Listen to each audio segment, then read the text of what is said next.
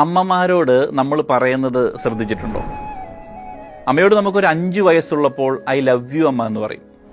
ഒരു 12 വയസ്സാകുമ്പോൾ അമ്മയോട് പതിയെ നമ്മൾ വഴക്കാകും. ഐ ഹേറ്റ് യു അമ്മ, അമ്മയൊന്നും മിണ്ടാതിരുന്ന് എന്നൊക്കെ പറഞ്ഞു തുടങ്ങും.